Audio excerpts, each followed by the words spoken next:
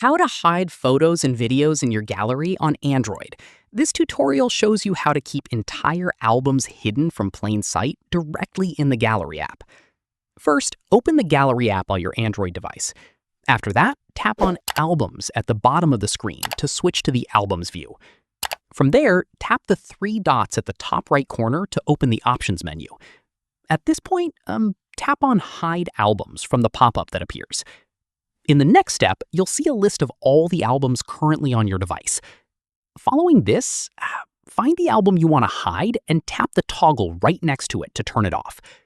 Once done, that album, along with every photo and video inside it, will be hidden from your main gallery view instantly.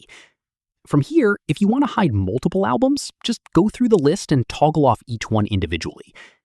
Finally, whenever you want to bring a hidden album back, just follow the same steps and toggle it back on, and everything inside will reappear exactly as it was. And that's it.